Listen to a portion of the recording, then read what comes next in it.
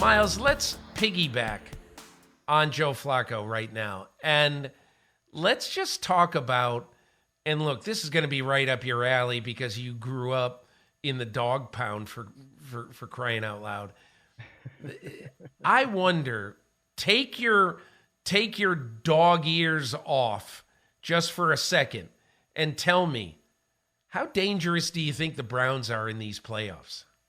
Well, it's hard to take those dog ears off because when I was in the womb, I was in the dog pound. That's my mom went to Browns games when she was pregnant with me. So that's how much that is in my blood, right? But it's interesting. I mean, the Browns have an elite defense. They do. And I think one of the things that they've got to do is get themselves healthy. Denzel Ward has been playing, limited snaps over the last few weeks. And if he can get right with a little bit of rest this week, which I think we have to anticipate the Browns are going to rest their starters against Cincinnati. This game doesn't really mean anything for them. They are locked in as the 5 seed. I'd put Flacco, Denzel Ward, probably Myles Garrett, all those dudes in bubble wrap and just say, hey, let's get ourselves ready for the postseason. But that to me is where, look, you can go on the road and beat teams because you have an elite defense and you have a very experienced quarterback. Now, the one thing that Joe Flacco has done that I think could be really detrimental to the Browns in the playoffs is turn the ball over.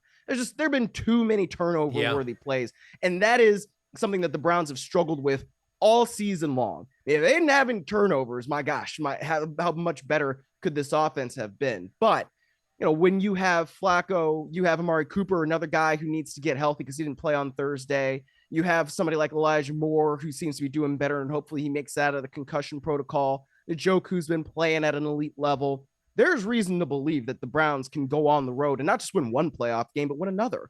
Right? Everybody talks about when you go on the road in the playoffs, pack your defense, pack your run game. We'll see how well they can run the ball. But because Flacco is so experienced, he can throw them out of those heavy boxes. And that's what I think he's been showing over the last few weeks. And I thought it was interesting, Peter, that on Thursday night, the Jets looked a little bit more keyed up to stop the pass than they were the run, which you wouldn't necessarily expect that because Flacco is coming off the street. I mean, this is his fourth, fifth game. So it's going to be interesting to see the way teams approach the Browns in the postseason, whether it's the Jaguars, the Colts, the Texans, whoever. As you mentioned earlier, they beat all those teams, right? The Browns are AFC South champions if they're not the AFC North champs. So we'll see how all that turns out. But I do think this is a dangerous team in the postseason.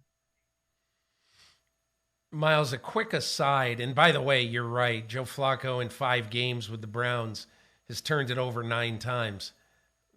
You turn it over twice in a playoff game, you're probably going to lose. Yeah.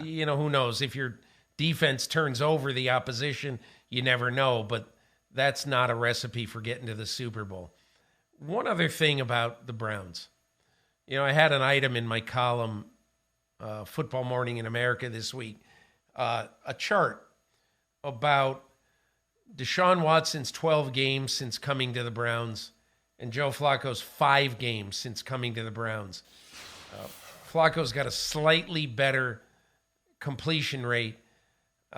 He's +5 touchdowns to interception margin, and Deshaun Watson is +5 with 14 touchdowns in 13 games, or 12 games, excuse me.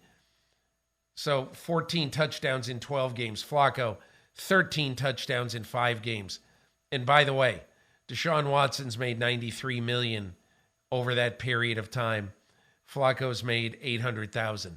So that falls into the old Laura King, I'm just saying category that I got used to hearing, Dad, I'm just saying, every day when Laura was growing up in Montclair, New Jersey.